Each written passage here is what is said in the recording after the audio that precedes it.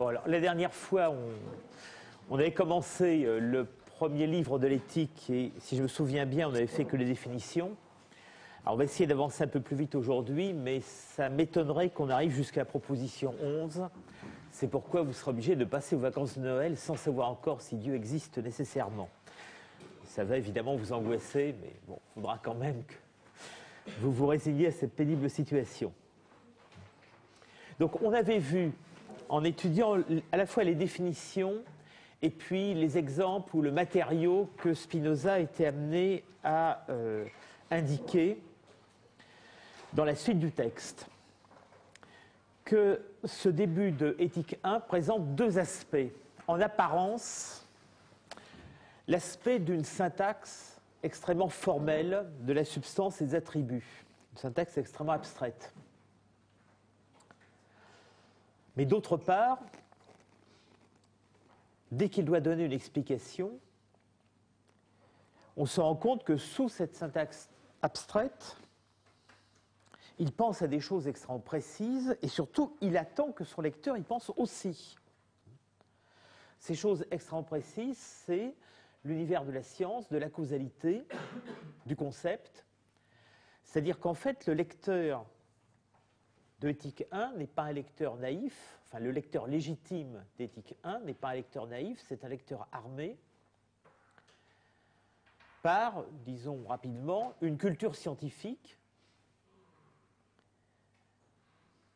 Non pas que la suite fasse référence à tel ou tel théorème mathématique ou telle hypothèse physique particulière, mais simplement, le lecteur est censé avoir la culture scientifique qui lui permet de comprendre ce que c'est que l'univers de la causalité. Et c'est ça qui, pour le lecteur, comme pour Spinoza, donne un sens à ces propositions qui, sans cela, paraîtraient purement nominales. Donc, on lit quelquefois sous la plume des commentateurs. Et par exemple, Martial Guéroult est un peu ambigu à cet égard, que le début de Éthique 1, il faut des propositions qui sont encore en grande partie vides de sens pour le lecteur, qui ne se rempliront de sens que peu à peu dans la suite des propositions du livre. Ça n'est pas totalement vrai dans la mesure où elles sont déjà en partie emplies de sens par l'horizon scientifique dans lequel on suppose le lecteur. Et cet horizon est marqué, on l'avait vu la dernière fois, par la distinction nette entre ceux qui sont du côté de l'entendement et ceux qui sont du côté de l'imagination. Ceux qui savent comment les choses sont produites et ceux qui forgent, Fingund, des raisons fausses pour la production des choses. Bon. Après les définitions, Spinoza énonce 7 axiomes qui sont d'une importance différente. Je souligne simplement que les deux premiers, enfin d'abord que l'ensemble de ces axiomes, pris collectivement, doivent au fond rappeler au lecteur le principe de base de l'univers spinoziste, c'est-à-dire ce que, par exemple, Alexandre Matron appelle le principe d'intelligibilité intégrale du réel. C'est aussi ce qu'on appelle, par ailleurs, sous la plume de Guéroult, le rationalisme absolu. Alors, aucun de ces axiomes ne suffit à lui tout seul pour énoncer ce principe, mais l'ensemble en est en quelque sorte une déclinaison. Donc, pour revenir à ce que je disais tout à l'heure, on peut dire que ces axiomes résument l'histoire réelle des sciences, plus exactement les conséquences qu'en tire la raison. Autrement dit, ils énoncent les principes d'un monde non fictionnel. Alors ça se voit dans leur vocabulaire. Leur vocabulaire, c'est très majoritairement le vocabulaire de la cause, mais on voit apparaître par exemple dans l'axiome 3 une idée supplémentaire, je cite, d'une cause déterminée que l'on suppose donner suit nécessairement un effet. Et au contraire, si nulle cause déterminée n'est donnée, il est impossible qu'un effet suive. Donc les termes principaux de cet axiome 3, ce n'est pas seulement cause et effet, c'est cause déterminée et nécessairement. Alors, pourquoi il faut insister sur le déterminata de l'expression cause déterminée? Parce que, bien entendu, l'imagination fictionnelle aussi peut imaginer des causes, mais précisément, ce sont des causes sans détermination. Voir les exemples qu'on avait trouvés dans le traité de la forme de l'entendement, voir de nouveau les exemples qu'on va trouver dans le Scoli de la proposition 8. Pour l'imagination mythologique, bien entendu, il y a des causes. D'un arbre peut sortir un homme, d'une rivière peut sortir du feu, etc. C'est que n'importe quoi peut être cause de n'importe quoi. L'important dans la causalité que se veut souligner Spinoza, c'est au contraire que n'importe quoi ne sort pas de n'importe quoi. Autrement dit, le système des causes n'est compréhensible que sous l'horizon de la détermination. Certes, le feu peut se produire, mais le feu ne se produit que s'il y a des causes déterminées qui nous sont données par la connaissance de la physique, de la chimie, etc. C'est aussi pourquoi, on l'avait vu à propos des animaux, la semence de n'importe quel animal ne produit pas n'importe quel animal, mais des animaux de la même espèce, et ainsi de suite. Donc, à la fois, c'est un univers de la cause, mais en même temps, l'énoncé même des axiomes détermine plus précisément l'idée de cause, la précise, en introduisant à la fois l'idée de détermination et l'idée de nécessité. Autrement dit, l'univers des causes, c'est l'univers des formes. Il n'y a de causalité qu'à l'intérieur de séries déterminées.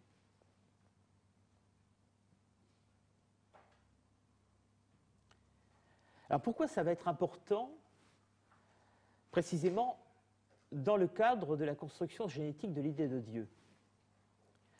Tout simplement parce que ce qui empêche habituellement cette construction génétique, c'est que les hommes non seulement confondent n'importe quelle forme avec n'importe quelle autre, mais qu'en particulier, ils confondent Dieu et les créatures, ce qui veut dire, dans l'horizon qui est le nôtre ici, ils confondent les lois de la production divine avec les lois de la production des créatures. Ça ne veut pas dire que d'un côté il y a production, de l'autre il n'y en a pas. Il y en a de toute façon, mais ce n'est pas les mêmes.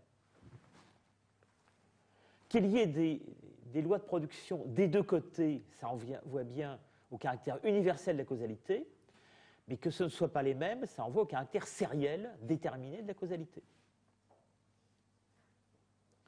Donc je reviens à l'ensemble des 4 premiers axiomes. Les 2 premiers donnent les règles qui permettent de comprendre les propositions 1, 3 et 5, les définitions 1, 3 et 5, c'est-à-dire la définition de la cause de soi, celle de la substance et celle du mode, puisqu'ils ils réintroduisent les couples, être en soi, être en autre chose, être conçu par soi, être conçu par autre chose. Il faut remarquer qu'à ce verbe concevoir ou être conçu, concipi, renvoie un peu plus loin le substantif conceptum, le concept. Donc on peut préciser, du côté du réel, extra intellectum, pour utiliser une expression que Spinoza emploie 2 fois dans la suite de ses propositions, dans la suite des propositions. Extra intellectum, c'est-à-dire dans l'univers des choses, il y a ce qui est en soi, ce qui est en autre chose. Et on ne nous dit pas encore exactement en quoi consiste cette définition, mais on nous dit surtout que rien n'échappe à cette dichotomie. Tout ce qui est soit en soi, soit en autre chose. Et du côté de l'intellect,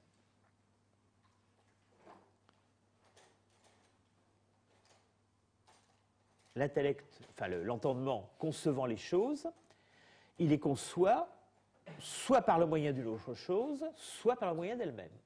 Donc il y a un parallélisme entre l'axiome 2 et l'axiome 1. La même dichotomie qui est du côté de la chose, en soi, en autre chose, se retrouve dans l'entendement, conçu par soi, conçu par autre chose. Alors, est-ce qu'on peut donner un sens plus précis à être en soi ou bien être en autre chose?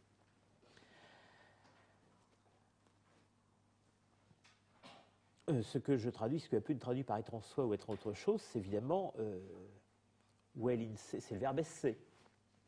Remarquez que Spinoza n'utilise pas ici le verbe existere, qu'il utilise pourtant ailleurs. Donc c'est qu'il ne veut pas insister spécialement sur l'idée d'existence. Même si être en soi va ensuite impliquer l'existence par soi, ça n'est pas ça qui est l'essentiel. Alors comment comprendre cette expression être en soi, être en autre chose? Être en soi, ça s'éclaire par être conçu par soi, c'est avoir ses lois propres, répondre à son système de causes propre. Être en autre chose, c'est trouver son système de causes dans autre chose. Puisque connaître, c'est connaître par les causes, si être en soi, c'est être conçu par soi, ça veut dire être conçu par une cause qui n'est pas autre que soi. Donc cette dichotomie être en soi, être autre chose renvoie bien, encore une fois, d'une part à l'univers de la causalité, extra intellectum, et d'autre part à la compréhension de cette causalité par l'entendement.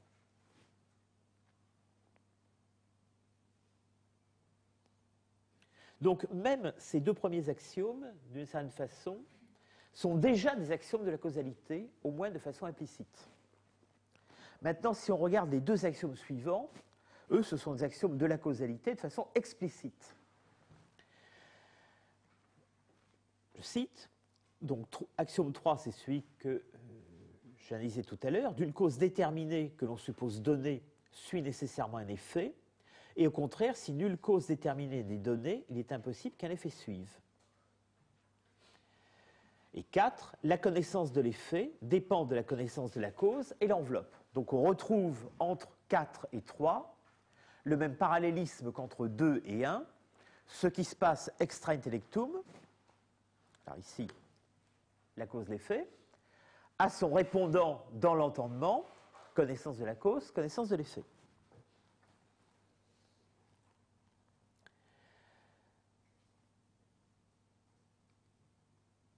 Remarquez que connaître, pour Spinoza, répond d'abord à la question « par quoi connaît-on »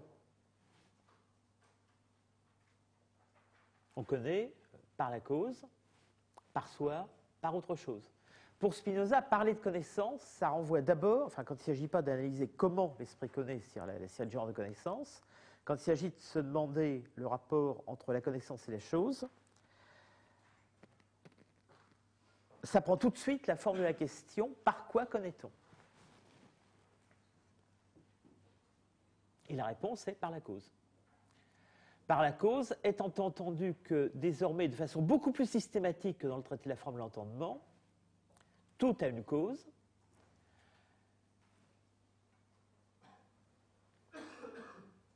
puisque la cause se distingue en cause de soi ou en cause d'autre chose, ou en causée par autre chose. Bon. Je passe sur les trois axiomes suivants, sauf quand même sur le 6. Une idée vraie doit s'accorder avec l'objet dont elle est l'idée. Remarquez bien que c'est un axiome et non pas une définition. Que l'idée vraie s'accorde avec son objet, c'est quelque chose que tout le monde répète depuis très longtemps. C'est même un axiome de la scolastique. Sauf qu'ici, ça n'est à aucun degré donné comme définition de l'idée vraie. La définition de l'idée vraie, on l'avait vu dans le trait de la forme de l'entendement, c'est une définition interne. L'idée vraie, c'est celle qui a les caractères de l'idée vraie, c'est-à-dire la cohérence, la non-contradiction, la clarté, la distinction. Autrement dit, pour définir l'idée vraie, on ne fait pas de référence à ce qui se passe extra intellectum. L'idée vraie ne se définit pas comme celle qui s'accorde avec son objet. Mais en revanche, une fois qu'elle est définie par ses caractères propres, on constate comme une de ses propriétés qu'elle s'accorde avec son objet.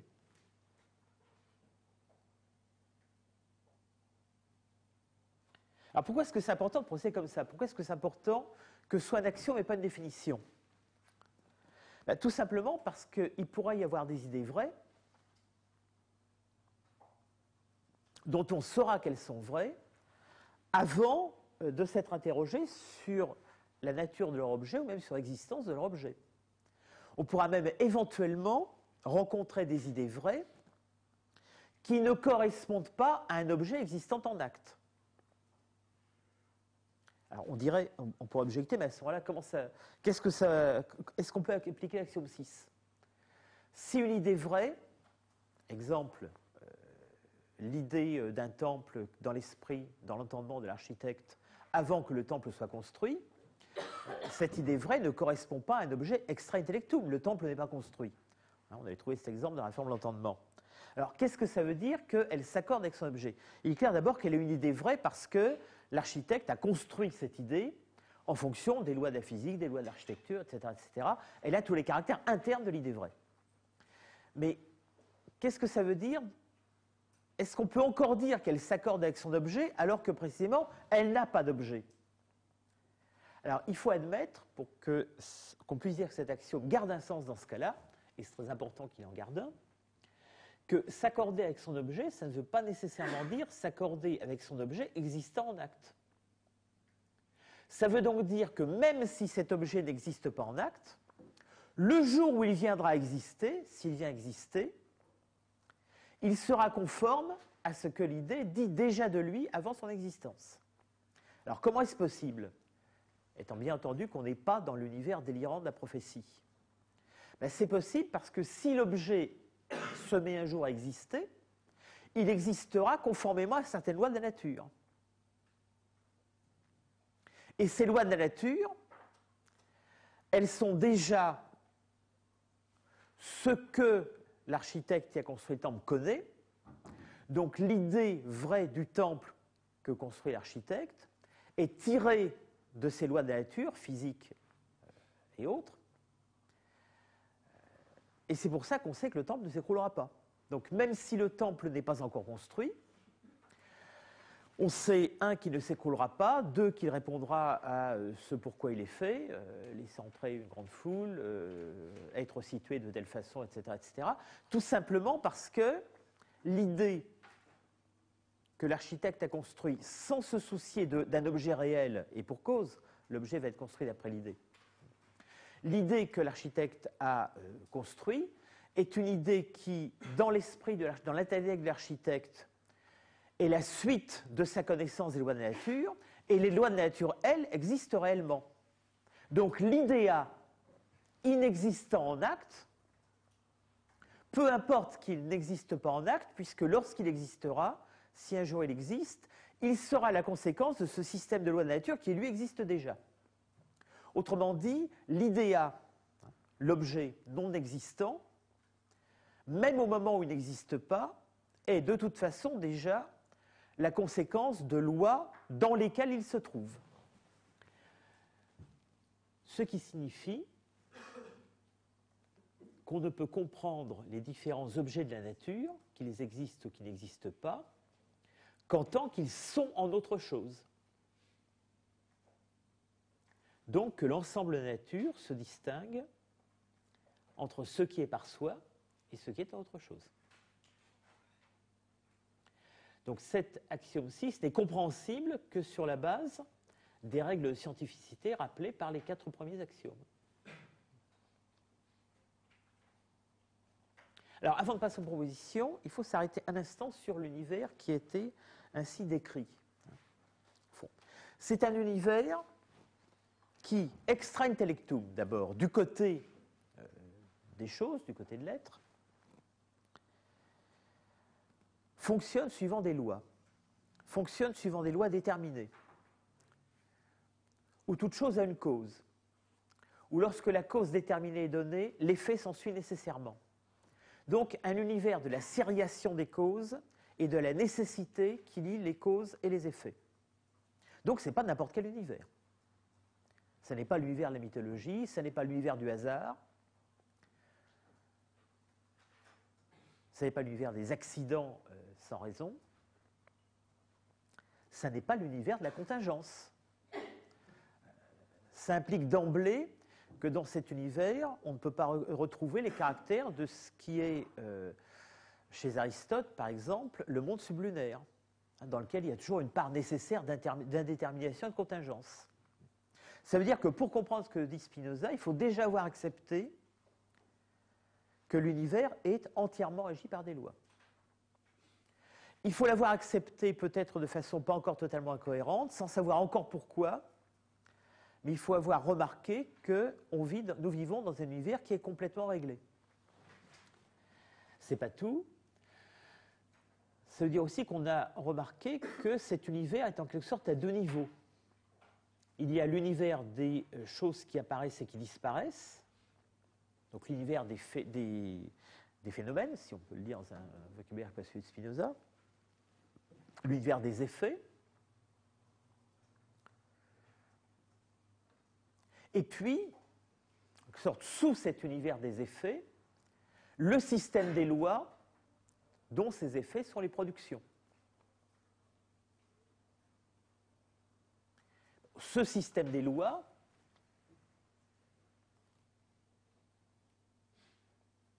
on peut, en première approximation, je précise bien en première approximation parce qu'on va voir ensuite que ce n'est pas tout à fait vrai, dire que c'est comme un substrat perpétuel ou éternel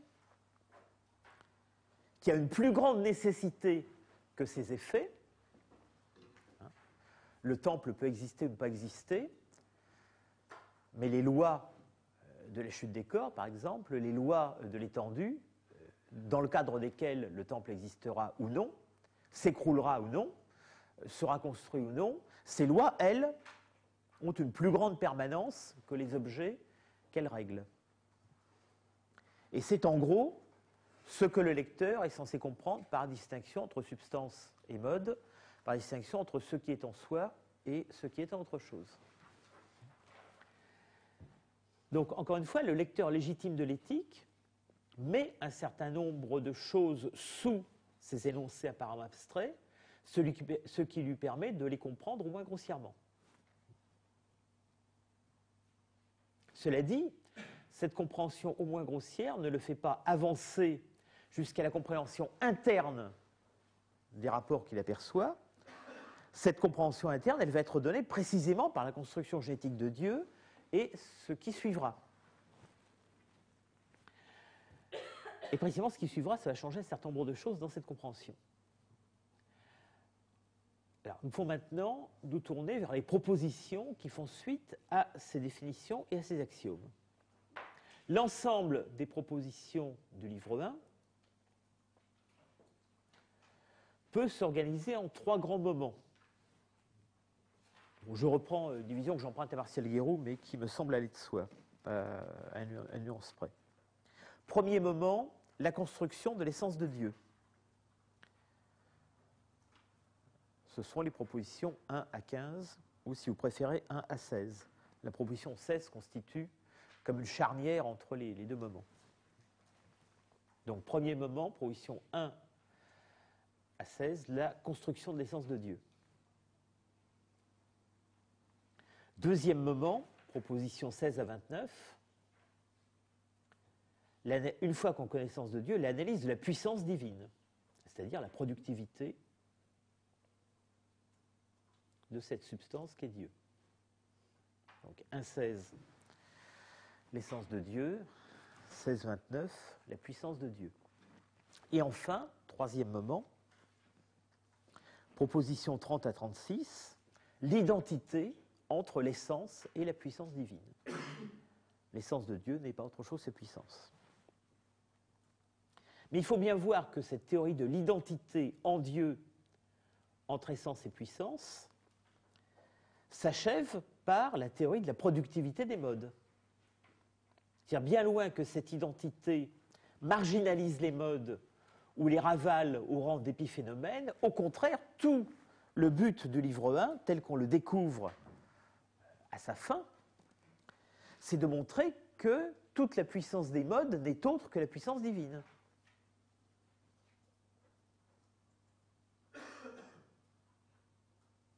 Donc la dernière proposition énoncera que rien n'existe dans la nature dont ne suive quelque effet.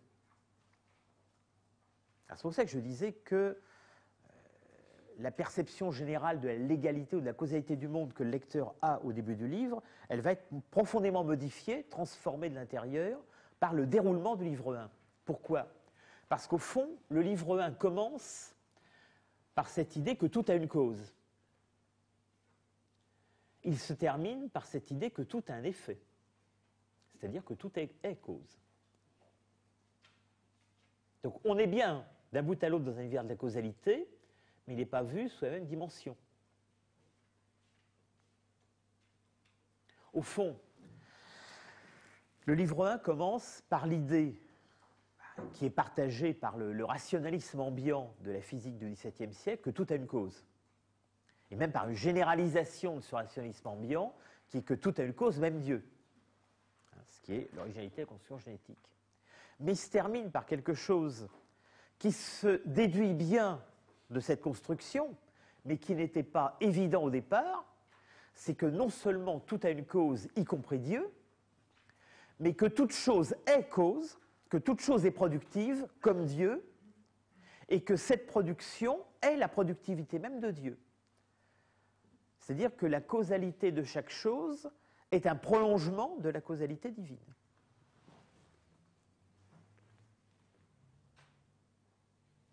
Ce qui, après tout, n'était peut-être pas évident pour le physicien ou le mathématicien moyen,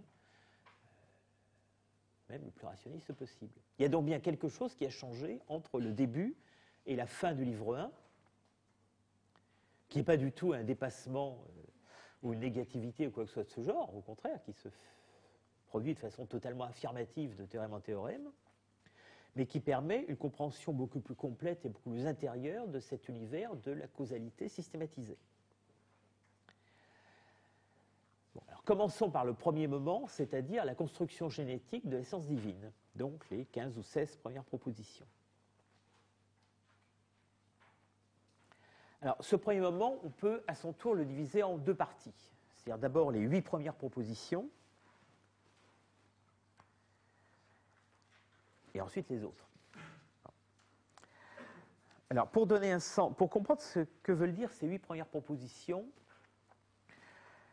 le premier, à mon sens, qui est véritablement essayer de comprendre ce qu'elle voulait dire, qui est vraiment essayer de comprendre pourquoi il y avait une véritable construction génétique de Dieu, au sens où le traité à forme de l'entendement énonçait une théorie de la production génétique, c'est Martial Guéroult dans le tome 1 de son Spinoza.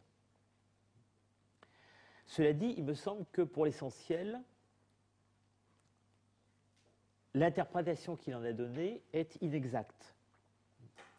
En effet, toute l'interprétation qu'il donne, à la fois il voit bien quel est le problème, mais en même temps il fonde son interprétation sur un concept qu'il introduit, qui n'est pas dans le texte, et qui est le concept de substance à un attribut. Et alors, je fais une parenthèse, j'explique d'abord le mécanisme de l'interprétation guéroultienne. Pour Martial Guéroult, au fond, les 8 premières propositions ne concernent pas ce que Spinoza dans la suite appellera la substance. Elles concernent une sorte d'être spécial qui est la substance à un attribut. Et donc, pendant ces 8 premières propositions, Spinoza analyse ces êtres qui ne sont ni des modes ni la substance formée d'infinité d'attributs, mais une sorte de réalité intermédiaire qui sont les substances à attributs. Et une fois qu'il en a fait le tour, avec ces substances à l'attribut, il construit la substance formée d'une infinité d'attributs, chacun de ces attributs étant les substances à un attribut. Autrement dit, Dieu, substance formée d'une infinité d'attributs, est formé de cette infinité de substances à un attribut qui en sont comme les briques, les composantes. Il y a donc, au moins provisoirement, un monde à 3 niveaux. Les modes, les substances à un attribut, la substance formée d'une infinité d'attributs. Alors, on voit bien pourquoi Guéroult introduit cette idée, c'est que ça lui permet de montrer que la définition de Dieu est vraiment une définition génétique. Exactement comme on construit l'idée du cercle, comme on définit le cercle, en se donnant d'abord un segment et en faisant tourner le segment autour d'un point, qui est le centre, Bien entendu, le segment et le centre, ce sont deux choses différentes. Guéroult, pour que ce soit une véritable construction génétique, dit qu'il faut deux choses différentes. D'une part, la substance et un attribut, et ensuite, on construit avec ces substances attributs, un attribut, la substance qui forme une affinité attribut. Donc, ce que plus tard, à partir de la proposition 9, Spinoza appellera des attributs, c'est ce qu'il appelle d'abord des substances. L'intérêt aux yeux de Martial Guéroult, c'est que ça permet de montrer que Spinoza a rompu ainsi avec une tradition immémoriale de la philosophie jusqu'à lui. Jusque-là, la philosophie, depuis Platon jusqu'à Descartes, pensait que l'idée de Dieu était une idée simple. Grâce à cette notion de substance et attribut et de construction génétique de Dieu, Spinoza renonce à la simplicité de Dieu et admet pour la première fois dans l'histoire de la philosophie que l'idée de Dieu est une idée complexe. Et elle est une idée complexe parce que Dieu, substance et attribut, est formé par la composition d'un certain nombre de substances et d'attributs. Donc l'introduction de cette notion de substance et d'attribut permet de montrer le passage, la rupture spinoziste dans l'histoire métaphysique, le passage de la simplicité divine à la complexité divine. Cette complexité divine est en sorte le prix à payer pour éclairer au maximum l'idée divine. Si vous vous souvenez de la préface de Martial Guéroult à son Spinoza, il dit Spinoza est le premier qui débarrasse totalement l'idée de Dieu de la notion de mystère. Il n'y a plus aucune obscurité en l'idée de Dieu. Alors, le plus intéressant dans cette construction, c'est que pour Guéroult, il y a obscurité dans l'idée de Dieu tant qu'il y a simplicité. C'est en renonçant à la simplicité que l'on se débarrasse d'obscurité. Donc, on gagne la clarté par la complexité.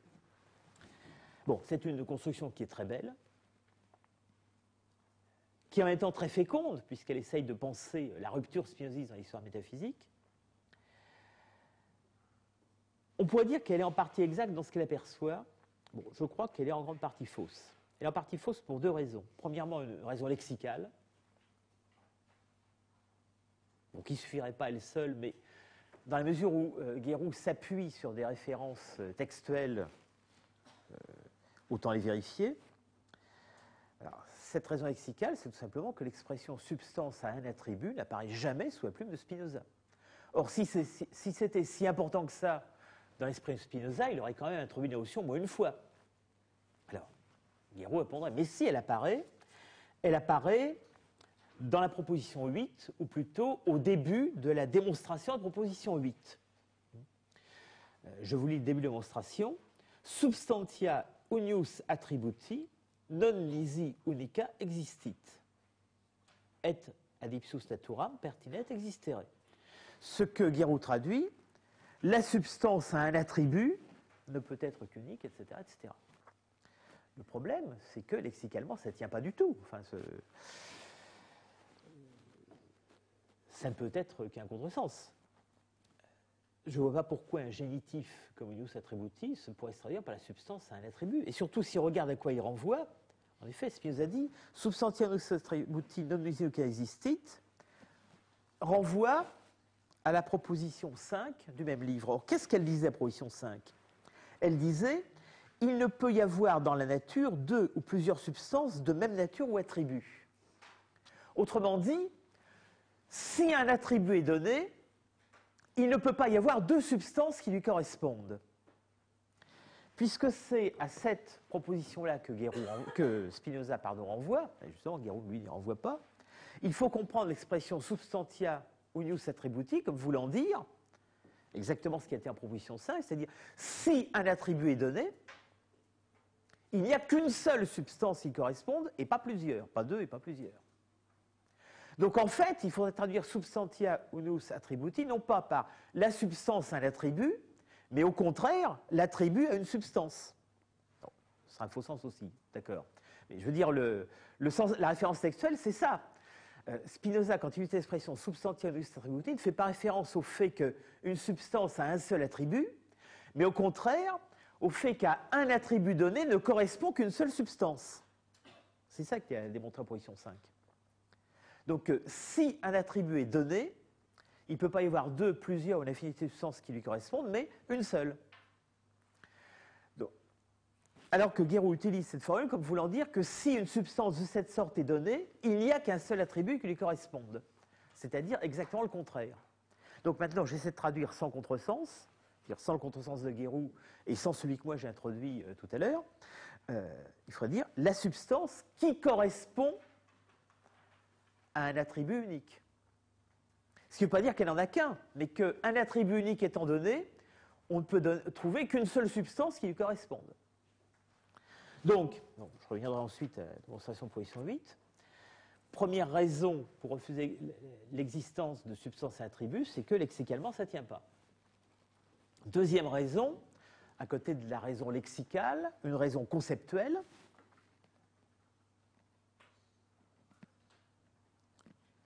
Jamais Spinoza n'admet dans ses démonstrations que le sens du mot substance change.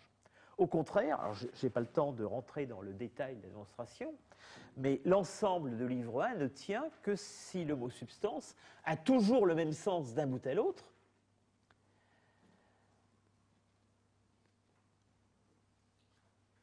Simplement,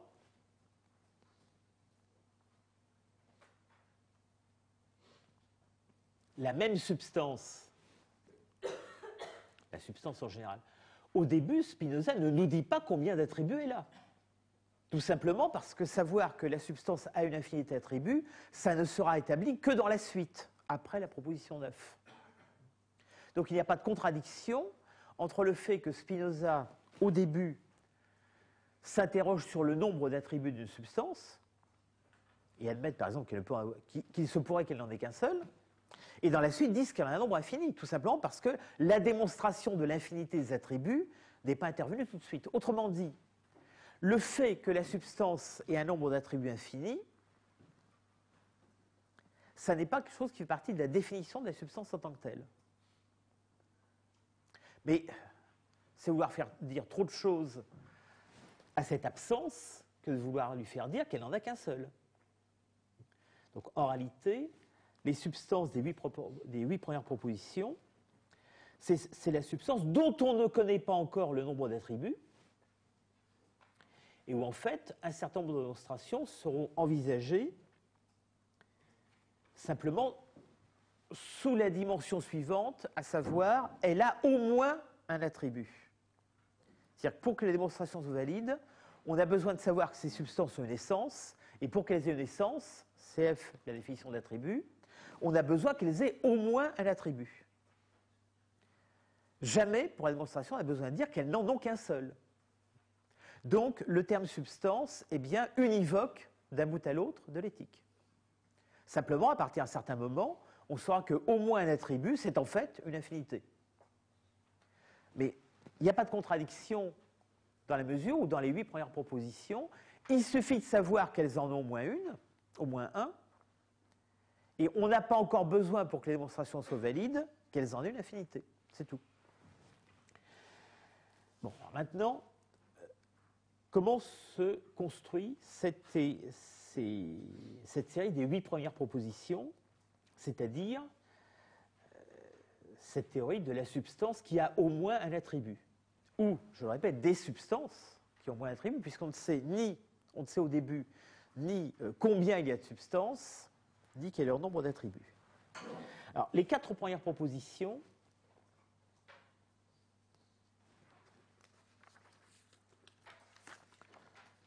servent au fond à définir l'espace dans lequel se construira la théorie des propres de la substance, qui seront énoncées en propositions 5 à 8. Ces 4 premières propositions, elles sont très simples. Elles se tirent directement des définitions des axiomes. Vous remarquerez que les 2 premières concernent les substances seulement et ne font donc référence qu'aux définitions. Les 2 suivantes concernent les choses, res, et font référence aux axiomes.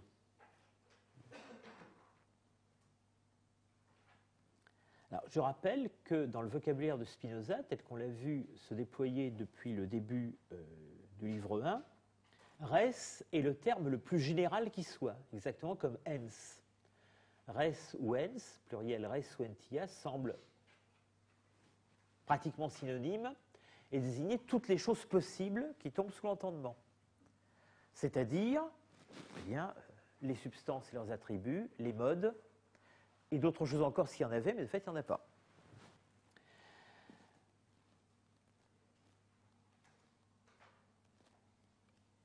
Proposition 1. Une substance est antérieure, natura, à ses affections.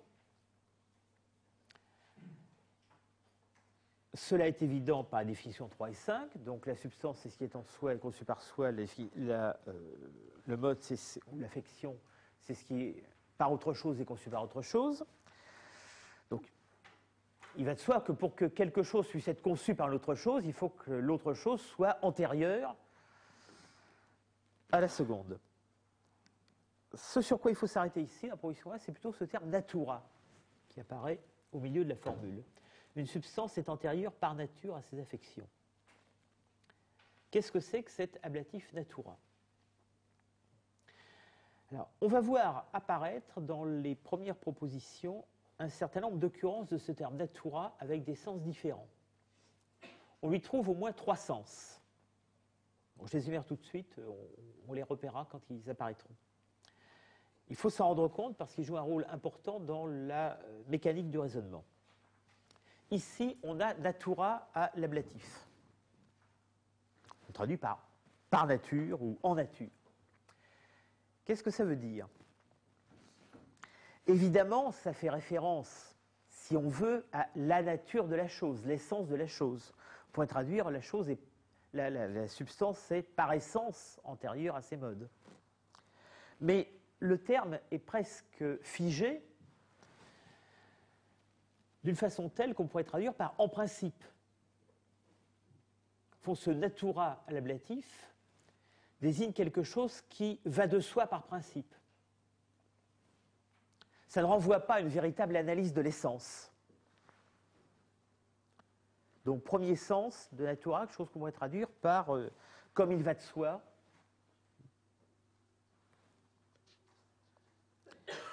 Et ça renvoie presque à tous les coups à une évidence.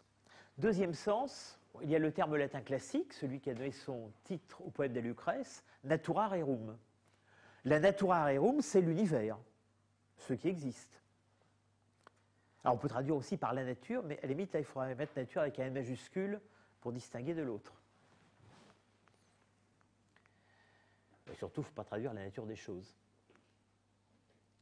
Et troisième sens, on va rencontrer, alors cette fois au nominatif, natura sive attributum, la nature ou attribut. Et dans ce cas-là, il faut bien voir que la nature d'une chose, c'est, comme l'attribut, son essence, ou ce qu'on conçoit de son essence.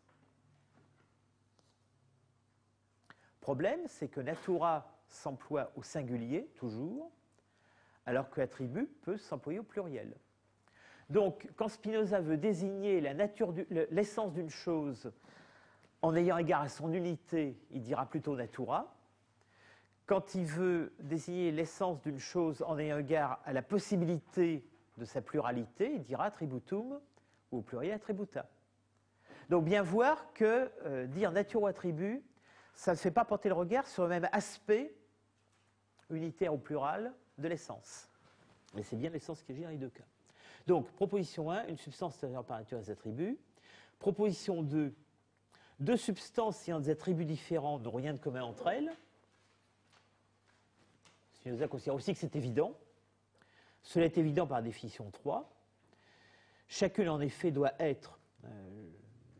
La traduction apule par exister présuppose un peu trop de choses. Quand Spinoza dit esse, il faut traduire par être. Chacune, en effet, doit être en elle-même et doit être conçue par elle-même. Autrement dit, le concept de l'une n'enveloppe pas le concept de l'autre. Donc, si les deux concepts sont différents, les attributs qui sont finalement ce que le concept repère de la substance sont différents aussi. Donc, proposition 3, alors là on ne parle plus des substances mais des restes, des choses. Si des choses n'ont rien de commun entre elles, l'une d'elles ne peut être cause de l'autre. Ça, on l'a déjà trouvé en train de l'arbre de l'entendement. Vous remarquez que cette proposition qui concerne une relation extra-intellectum, c'est une relation qui concerne les choses intérieures de la natura rerum, à l'intérieur de l'univers. Donc, une chose A n'a pas de rapport avec une chose B, ça veut dire que A ne peut pas être la cause de B et que B ne peut pas être la cause de A. Pour le démontrer, Spinoza passe du côté de ce qui se passe à l'intérieur de l'entendement. Autrement dit, pour lui, le parallélisme entre le monde des choses et le monde de la connaissance va suffisamment de soi pour que ce qui est démontré d'un côté soit valide de l'autre côté. Si elles n'ont rien de commun entre elles, elles ne peuvent par axiome 5 se connaître l'une par l'autre, et ainsi l'une ne peut être cause de l'autre. Donc, de la connaissance de la causalité à la causalité, la déduction est bonne.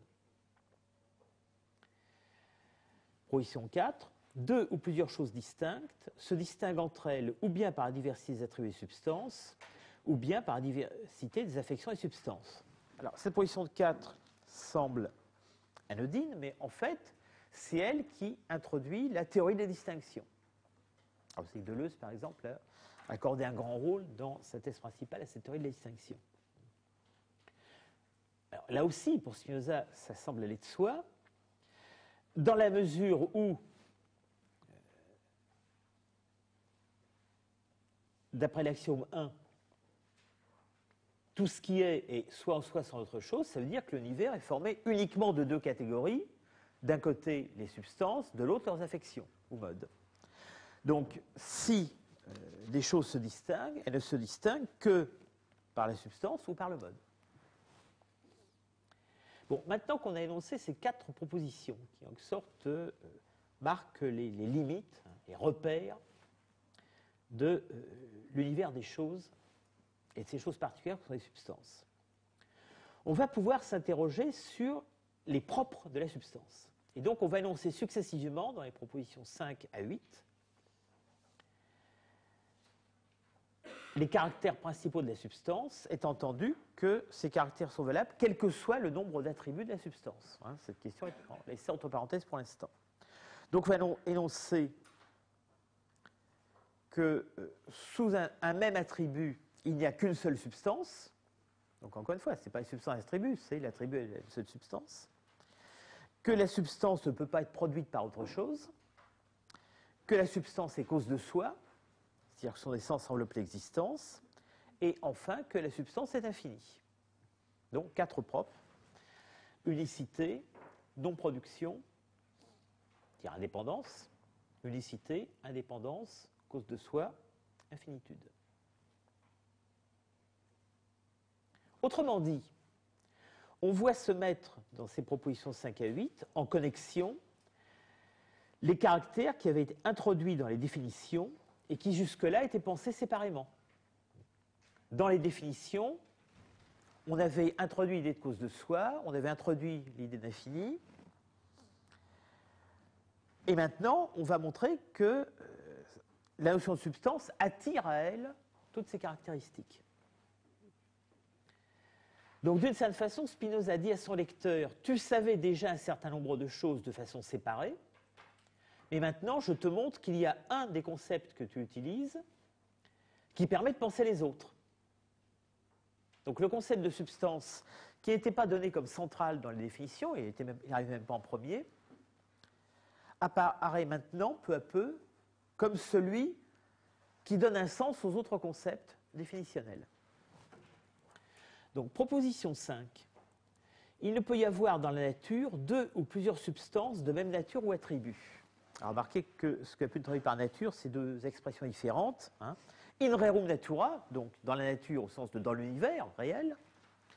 Il ne peut y avoir deux ou plusieurs substances, eiusdem naturae sive attributi, de même nature ou attribut. Donc là, nature est bien synonyme d'attribut. C'est-à-dire que l'un et l'autre renvoient à ce que l'entendement comprend de l'essence de la substance. Donc, pour traduire, il ne peut y avoir dans l'univers deux ou plusieurs substances qui aient la même essence. Donc, s'il y a deux substances, il y a deux essences. S'il y a plusieurs substances, il y a plusieurs essences. Cette proposition 5 est sur une démonstration et elle trouvera une autre démonstration à la fin du scoli de la proposition 8. Ou plus exactement, ce que nous appelons usuellement le scoli de la proposition 8 est en fait le scoli de tout ce groupe de propositions. Ce qui, d'une certaine façon, montre bien l'unité de ces propositions 1 à 8. Elles forment bien le premier temps dans la démarche de Spinoza. C'est qu'aucune d'elles n'a un scoli spécifique. Il y a à la fin du groupe ce scoli de la proposition 8 qui est en fait un commentaire sur l'ensemble de la démarche qui a été suivie jusqu'ici et sur le fait qu'on aurait pu démontrer certaines de ces positions clés autrement. Donc ce scoli de la proposition 8 redémontrera la proposition 5, la proposition 7, et dans l'ordre inverse, c'est-à-dire la proposition 7 d'abord et la proposition 5 ensuite. Et ce n'est pas par hasard qu'il y a une deuxième démonstration, c'est précisément parce qu'une fois qu'on est arrivé à la proposition 8 et qu'on comprend mieux ce que c'est que la substance, à ce moment-là, on peut revoir autrement deux de ses propriétés, en sorte plutôt de l'intérieur que de l'extérieur. C'est des choses sur lesquelles Mathurin a beaucoup insisté dans ses cours sur la notion de substance. Alors, comment s'effectue la démonstration de proposition 5, la première démonstration, celle qui est donnée immédiatement après la proposition? S'il existait plusieurs substances distinctes, elles devraient se distinguer entre elles ou par la diversité des attributs ou par la diversité des affections. Alors en fait, Spinoza va consacrer beaucoup de place à la deuxième possibilité, alors que c'est peut-être elle qui pose le moins de problèmes. Je vais tout de suite à la fin, c'est-à-dire à la deuxième partie de la démonstration. Si elle se distingue par la diversité des affections, comme une substance est antérieure en nature à sa affection, on ne pourra, en mettant cette affection à part et la considérant en elle-même, c'est-à-dire, en vérité, la concevoir comme distincte d'une autre, et en d'autres termes, il ne pourrait pas y avoir plusieurs substances, mais seulement une. Donc, imaginons plusieurs substances. On va admettre qu'il n'y en a que deux, ce sera plus simple. Donc, une substance S1, une substance S2. Premier cas, la substance S1 se caractérise par l'attribut A, la substance S2 par l'attribut B.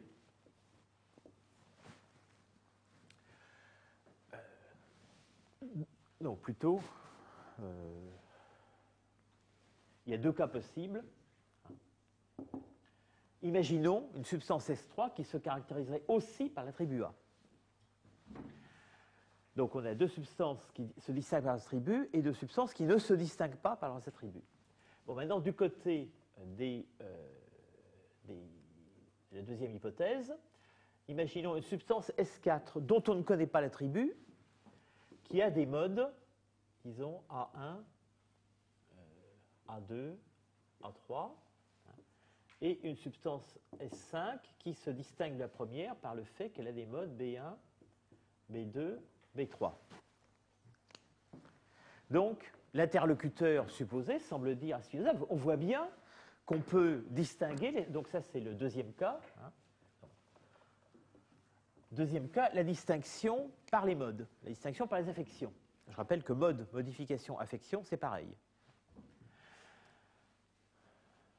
L'interlocuteur dit, vous voyez bien, on peut distinguer une substance numéro 4 par le fait qu'elle a ces trois modes-là, et une substance numéro 5 par le fait qu'elle a ces trois modes-là. Réponse de Spinoza, comme on sait que la substance est antérieure par nature à ses attributs? Ça vient d'être énoncé.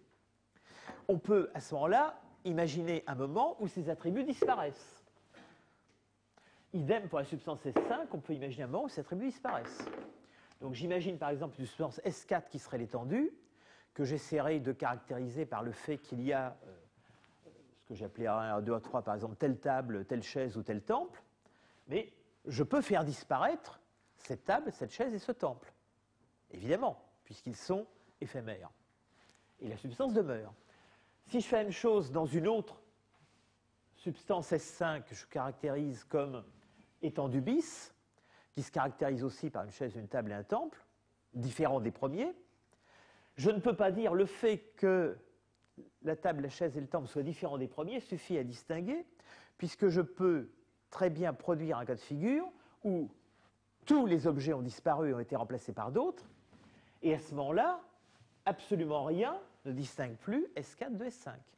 Donc, entre cette substance intitulée étendue et cette substance intitulée étendue bis, dans la mesure où tous les corps qui sont censés distinguer peuvent disparaître et être remplacés par d'autres, je peux me retrouver dans une situation dans laquelle je n'ai plus aucun moyen de distinguer étendue et étendue bis.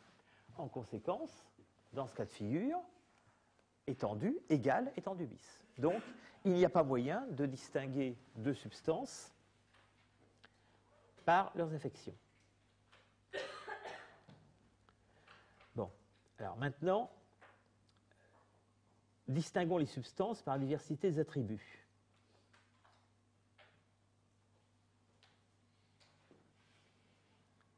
Alors, si elles se distinguent seulement par diversité des attributs,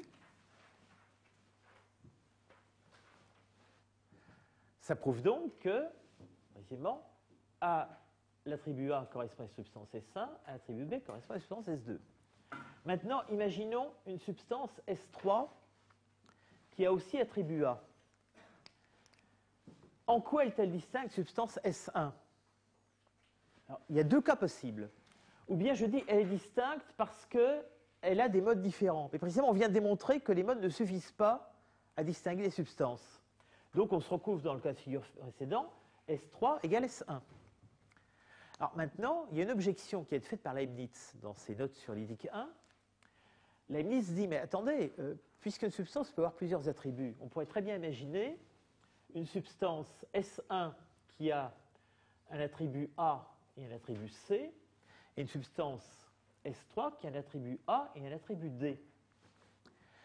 Elles sont bien distinctes, puisque l'une a l'attribut C et l'autre a l'attribut D. Et en même temps, elles ont un attribut commun. Donc la proposition de Spinoza-Jarly, il ne peut y avoir nature de plusieurs substances de même nature ou attribut, il a fait remarquer, ça ne marche pas. Alors, évidemment, dans l'hypothèse de Guéroult, qui consiste à dire toute résonance fait sur les substances à un seul attribut, l'objection de Leibniz ne tient pas, évidemment. Est-ce qu'on peut réfuter l'hypothèse de Leibniz, l'objection de Leibniz, dans une hypothèse où les substances peuvent avoir plusieurs attributs? Réponse oui. Je rappelle, l'énoncé, c'est naturae sive attributi. Qu'est-ce que ça veut dire? Pourquoi est-ce que Spinoza prend la peine ici de dire non pas simplement attribut, mais nature ou attribut? Il me semble que le fait qu'il dise nature au singulier implique que, évidemment, même si la substance a plusieurs attributs, l'attribut A, l'attribut C, ces attributs sont reliés entre eux d'une façon telle qu'ils renvoient à la nature unique de la substance. Donc, en réalité, de même, donc A et C ne sont pas totalement indépendants de l'autre, ils sont tous les deux ce que l'entendement considère dans la nature au singulier, c'est-à-dire l'essence de la substance. De même, A et D sont liés d'une façon.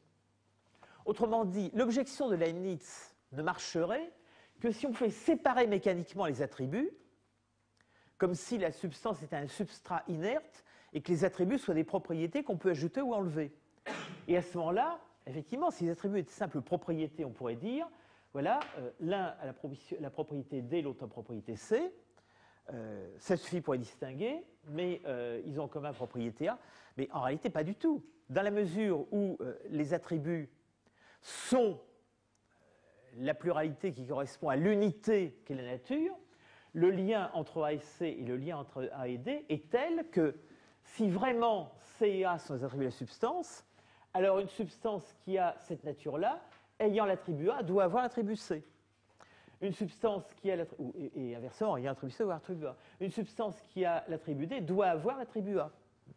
Autrement dit, si on accepte l'hypothèse que les différents attributs renvoient à une même nature, c'est-à-dire qu'il y a une unité interne de chaque substance, à ce moment-là, il faut dire que si A implique C, alors puisqu'il y a ici A, il y aura C même si on ne le sait pas. Si A implique D, puisqu'il y a ici D, il sera ici aussi. Autrement dit, les deux substances ayant l'attribut AC et l'attribut AD auront en fait chacune les attributs AC et D, AD et C. Et donc, elles seront identiques. Donc, à un attribut donné ne peut correspondre qu'une seule substance. Proposition 6. Une substance ne peut pas être produite par une autre substance. Alors, la démonstration semble aller de soi. Il ne peut pas y avoir dans la nature deux substances du même attribut, c'est-à-dire ayant entre elles quelque chose de commun. Et ainsi, l'une ne peut pas être cause de l'autre. Ça a été démontré dans la proposition 3. Deux choses qui n'ont rien de commun ne peuvent pas être cause l'une de l'autre. Ça va de soi avec les propositions précédentes. Il faut quand même voir l'importance que ça a. Ça veut dire qu'il n'y a pas de création. Ça veut dire qu'il n'y a pas de création des substances. Alors, Spinoza ne se gêne pas pour utiliser dans la suite du texte ce terme de création, sans beaucoup le définir, mais en fait, il met dans ce terme de création une toute autre signification que ce qui met habituellement la tradition philosophique. C'est-à-dire, il mettra, au fond, l'idée du rapport du mode à la substance.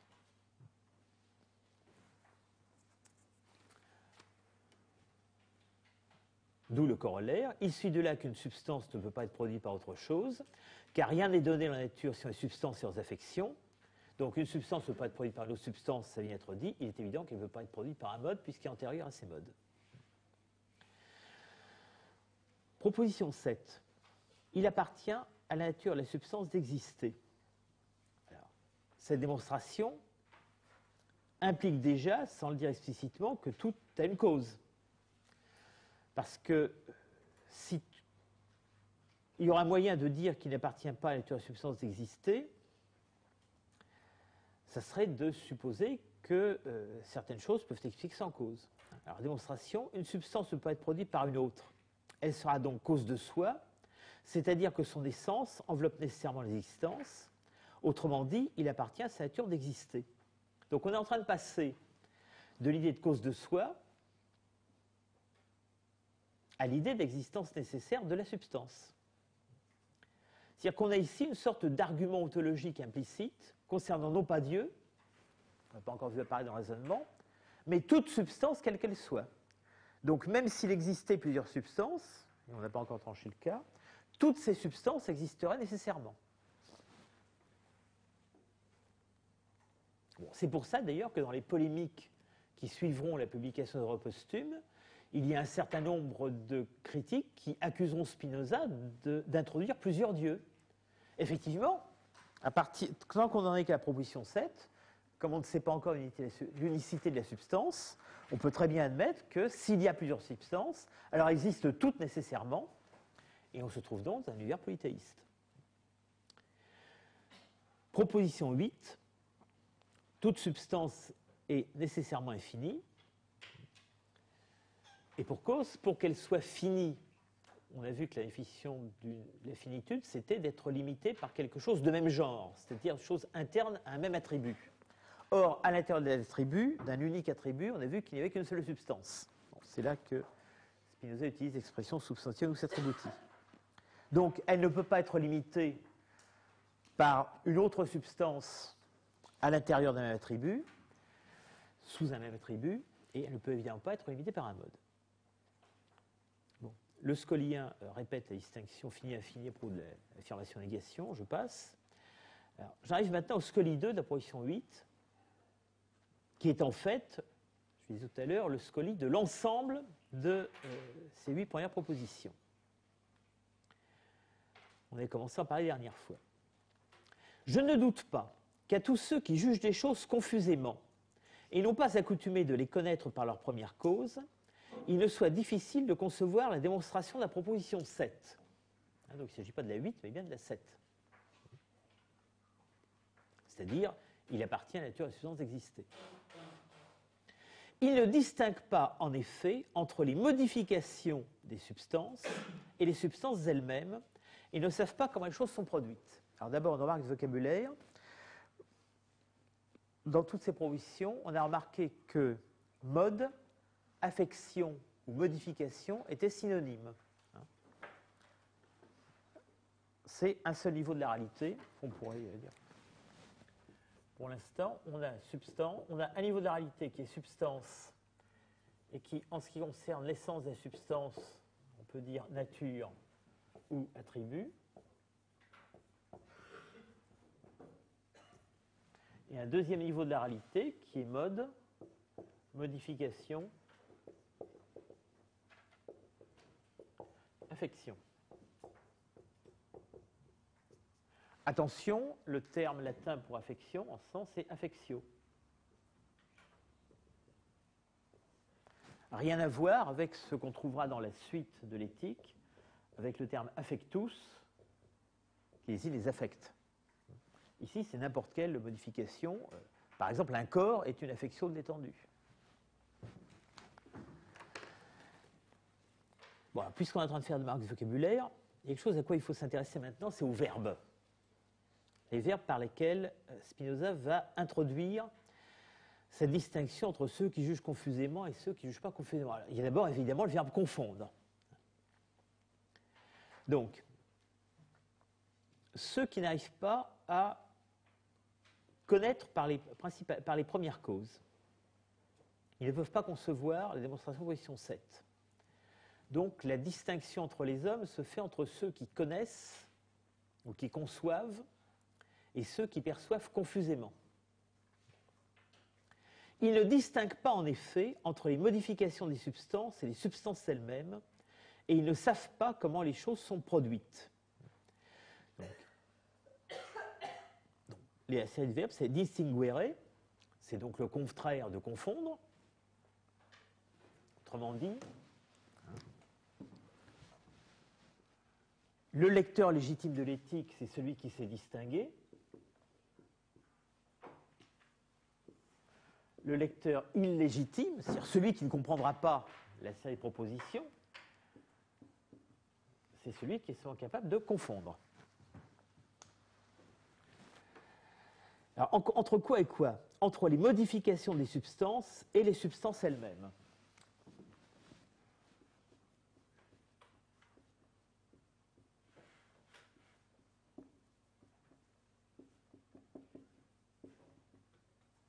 Donc, traduisons en termes d'exemple. Il va y en avoir un tout de suite. Il va même y en avoir deux.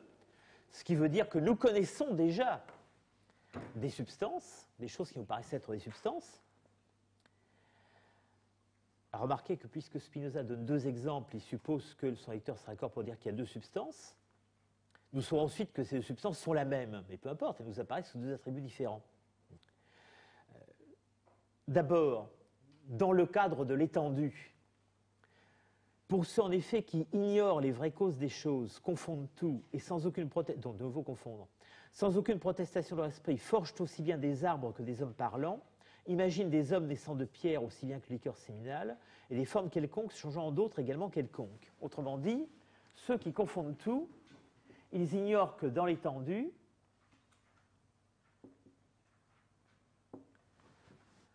il y a des lois, des règles, des causes qui font que les arbres ne naissent pas des hommes, que les pierres ne parlent pas, etc., etc. Autrement dit, que les formes ne se changent pas en n'importe quelles autres formes. Il y a une régulation des formes.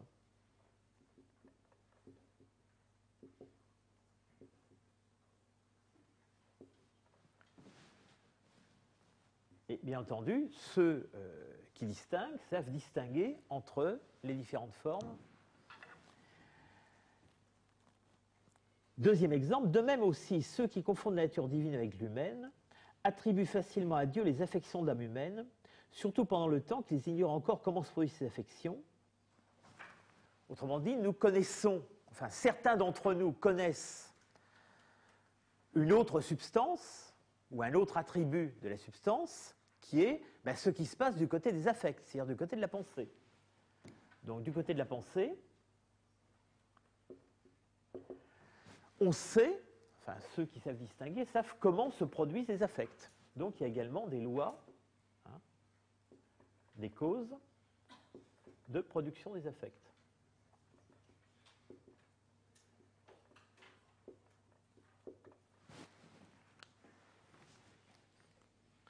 Et remarquez qu'ici, c'est bien affectus humanos et non plus affectio. C'est bien les affects, c'est-à-dire les passions, et non plus les actiones, c'est-à-dire les modifications.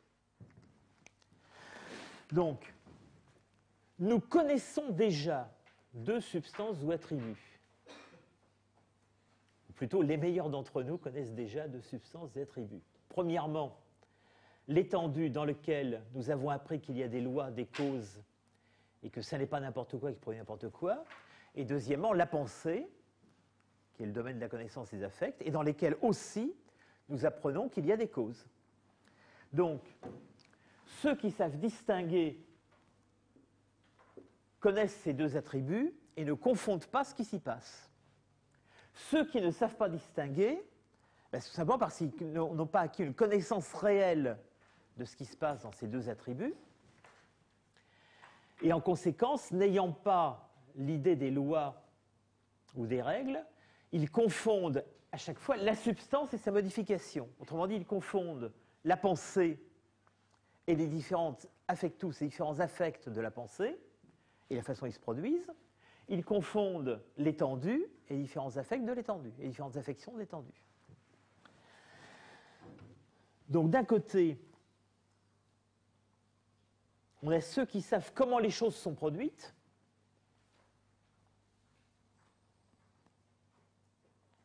donc ils savent qu'elles ne sont pas formées n'importe comment. Donc là, les verbes, c'est produire, former. Une fois que nous connaissons les lois d'engendrement des choses, nous n'attribuons plus à la substance, c'est-à-dire à l'étendue, les lois d'engendrement de chaque chose, de chaque mode de la substance. Nous n'attribuons plus à la pensée, qui est aussi la substance, les lois d'engendrement de tel ou tel affect. Donc nous ne pouvons plus croire que Dieu est en colère,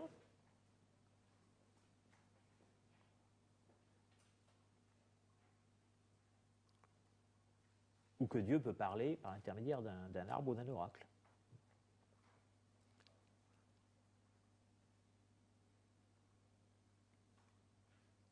Autrement dit, cette distinction entre ceux qui distinguent et ceux qui confondent, ça renvoie à chaque fois à ceux qui connaissent les lois d'un côté et de l'autre, du côté de l'étendue, du côté de la pensée. Ceux qui ont commencé à connaître les lois de chacun de ces attributs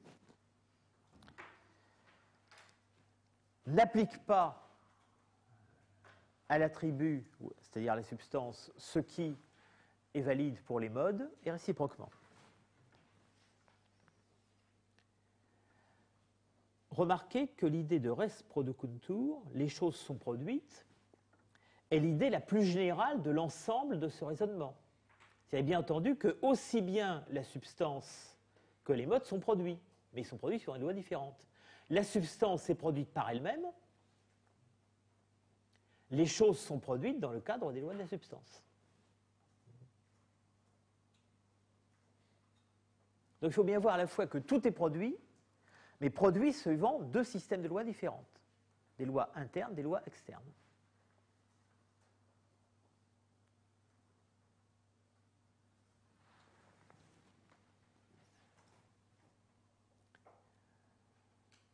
Alors, maintenant viennent les nouvelles démonstrations. Si les hommes étaient attentifs à la nature de la substance, ils ne douteraient aucunement de la vérité à proposition 7. Bien mieux, cette proposition serait pour tous un axiome et on l'arrangerait au nombre des notions communes. Autrement dit, on n'aurait même plus besoin de la démontrer. Pourquoi ? Parce que si les hommes étaient attentifs aux propriétés de la substance, bien, ils sauraient que la substance, c'est ce qui est en soi et conçu par soi, c'est-à-dire ce dont la connaissance n'a pas besoin de la connaissance de l'autre chose. Ils entendraient par modification ce qui est en autre chose, le concept de modification se formant du concept de la chose en quoi elles sont. Remarquez une nouvelle fois que c'est du côté du concept qu'on trouve l'équivalent de ce qui se passe extra intellectum. Et voilà maintenant l'application de l'axiome de l'idée vraie. C'est pourquoi nous pouvons avoir des idées vraies de modification non existantes. Bien qu'elles n'existent pas en acte, hors de l'entendement, extra intellectum, leur essence, en effet, n'en est pas moins comprise en une autre chose par laquelle on peut la concevoir, tandis que la vérité et substance de l'entendement ne résident qu'en elles-mêmes, parce qu'elles se conçoivent par elles-mêmes. Alors, il faut expliquer à peu près cette phrase. Les choses qui sont hors de l'entendement, le temple, auquel je faisais référence tout à l'heure, qui est dans la tête de l'architecte, mais pas dans la réalité. Pourquoi pouvons-nous en avoir une idée vraie? Qu'est-ce qui distingue ce temple d'une simple fiction? Si un poète s'imagine un temple, c'est une fiction. Si un architecte construit un temple dans sa pensée, fait le plan d'un temple, ce n'est pas une fiction, c'est une idée vraie. Pourquoi? Où passe la différence? Le poète qui imagine un temple le construit, l'édifie, simplement avec les apparences externes du temple. Sa beauté, sa grandeur, sa magnificence, etc. etc. L'architecte qui construit le modèle d'un temple le construit à partir de ce qu'il sait des lois de la physique.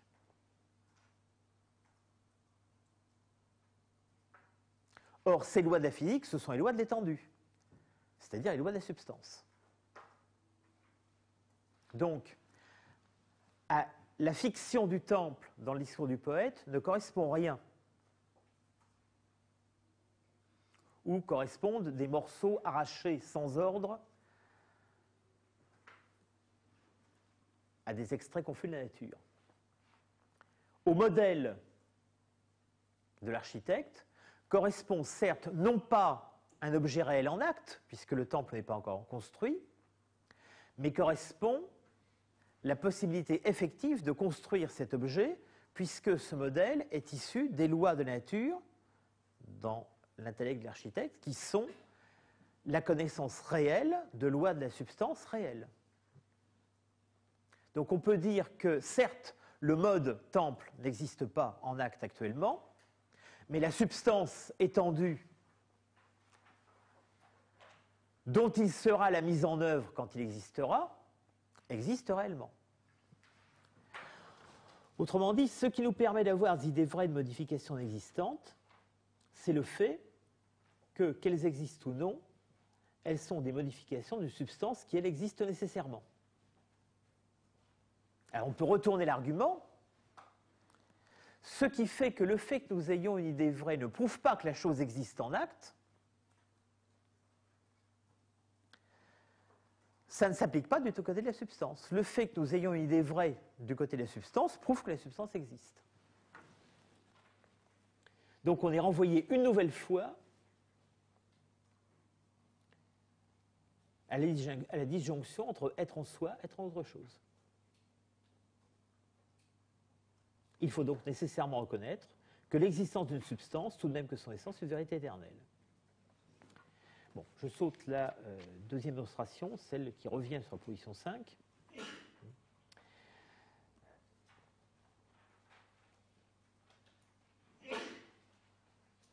Je voudrais maintenant conclure sur ces 8 premières propositions.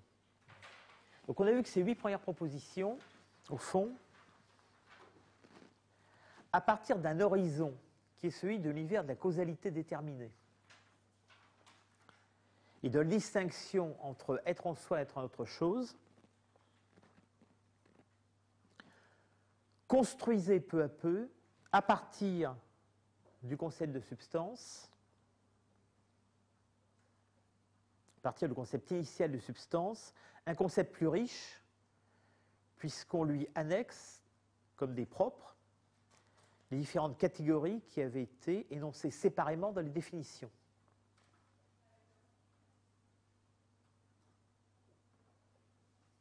Mais bien entendu, cette annexion n'a été possible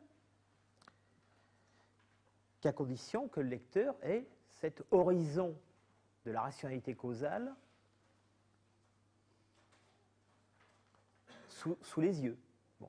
Peut-être que le lecteur ne sait pas encore en détail ce que c'est que la causalité, peut-être qu'il ne sait pas encore en détail ce que c'est que l'unité de loi de la nature, mais il faut qu'il ait au moins en partie ou maximum comprise.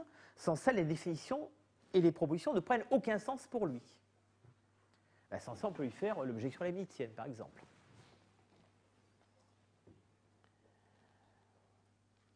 Donc maintenant, on va dans un deuxième temps s'orienter vers un nouvel enrichissement de cette idée de substance, c'est-à-dire la découverte de son unicité et de son identité avec la définition de Dieu, qui, vous le remarquez, a été laissée soigneusement entre parenthèses pendant ces 8 premières propositions. Alors, deux membres préalables, la proposition 9 et la proposition 10. Bon, je sens avoir le temps de faire plein 9. Proposition 9. À proportion de la réalité ou de l'être que possède quelque chose, un plus grand nombre d'attributs lui appartiennent. Démonstration, vous remarquerez qu'elle est incroyablement elliptique. Cela est évident par la définition 4. Ce qui veut dire qu'à la limite, on aurait pu la citer en premier, puisque c'est évident et qu'on n'a besoin de rien d'autre. Elle ne s'appuie sur aucune des 8 premières propositions qui viennent d'être établies. Mais avant de regarder les démonstrations, il faut d'abord regarder la structure de la proposition elle-même. Cette proposition 9, c'est la première qui soit énoncée sous une forme proportionnelle. Quo plus realitatis eo plura attributa. D'autant plus une chose a de réalité, d'autant plus elle a d'attributs. C'est la première proposition à forme proportionnelle, c'est loin d'être la dernière, et on verra qu'elles deviennent de plus en plus fréquentes au fur et à mesure qu'on se rapproche de la fin du livre 5, à tel point qu'on peut se demander même si ça n'est pas le langage typique du troisième genre de connaissance, ou le langage qui caractérise de façon typique les objets du troisième genre de connaissance. Cela dit, tout d'un coup, cette proposition introduit sans le dire un certain nombre de nouveautés. D'une part, il faut remarquer qu'elle introduit l'idée d'attribut d'une chose, alors que on nous renvoie à la définition 4, mais la définition 4 par les attributs d'une substance. Or, tout d'un coup, on fait comme si, sans le dire, la définition 4 avait défini non pas l'attribut d'une substance, mais plus généralement l'attribut d'une chose. Ça ne change rien en un sens. Ça veut dire qu'on peut dire que l'attribut d'une chose, c'est ce que l'entendement conçoit comme l'essence de la chose. Il suffit de remplacer substance par chose dans la définition. Mais en même temps, ça implique que la notion d'attribut est une notion de portée beaucoup plus générale que simplement les attributs de la substance. Ça peut signifier que chacun des modes, on peut le concevoir sous un attribut ou sous des attributs. Et là, il faudra faire attention parce que ça pourra s'entendre dans deux sens. Ou bien on dira qu'un mode, l'homme par exemple, se conçoit sous des attributs qui expriment son essence, ou bien on dira qu'on le conçoit sous des attributs qui expriment l'essence de la substance dont il est mode. Et c'est peut-être pas évident que ce soit les mêmes. Donc quand on saura que la substance unique a entre autres comme attribut l'étendue et la pensée, on pourra dire que l'homme, on peut le concevoir sous l'attribut étendu, sous l'attribut pensée. Mais à ce moment-là, on ne le concevra pas sous l'attribut à lui. Ce n'est pas son essence à lui. C'est l'essence de cette chose qui est la substance dont il est mode.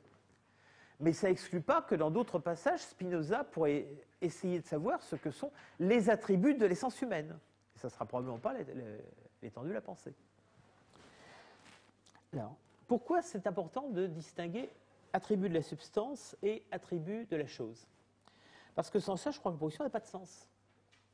Parce que il faut bien avouer que si il s'agissait uniquement des attributs de la substance, dans la mesure où on saura par la suite qu'au fond, une substance, il n'y en a qu'une, et qu'elle a un nombre infini d'attributs, ce serait quand même un peu étrange, à propos d'une unique substance qui a un nombre d'attributs d'infini, d'énoncer d'abord une règle concernant le plus ou moins grand nombre d'attributs que peut posséder une substance, et de comparer entre elles des substances en fonction de leur nombre d'attributs, alors qu'on sait ensuite qu'il n'y a rien du tout à comparer puisqu'il n'y en a qu'une. C'est-à-dire que si la proposition 9 portait seulement sur les substances et pas sur les choses, elle porterait uniquement sur des objets inexistants. En revanche, si on admet qu'elle porte sur les choses et non pas sur les substances, ça a un sens de dire qu'une chose très simple ne possède qu'un seul attribut, qu'une chose qui a un peu plus de réalité en possède plus, et qu'une chose qui a infiniment de réalité en possède une infinité. Et là, Spinoza n'a pas l'air de se moquer de son lecteur. Alors que si vraiment il énonçait ça uniquement pour les substances, si ensuite il déterminait qu'il n'existe qu'une seule substance et qu'elle a un infini d'attributs, on se demanderait quel a été le rôle de cette proposition 9. Elle apparaîtrait comme une proposition seulement hypothétique, comme une espèce d'échafaudage. Or, précisément, il me semble que la nature même du raisonnement de la définition génétique exclut la présence de propositions hypothétiques. Donc, à partir de la définition 4, à ce moment-là, on peut admettre que ça va de soi, la définition 4 rectifiée, disons la définition 4 bis, plus une chose a l'essence riche, eh bien, plus l'entendement conçoit d'attributs lui appartenant. Donc, quand une chose aura une réalité infinie, eh bien, il ira à peu près de soi que l'entendement lui attribue un nombre infini d'attributs.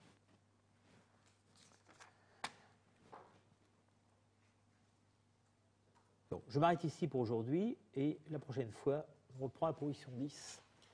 C'est-à-dire qu'on sera enfin en mesure de démontrer ce qu'est Dieu et qu'il existe.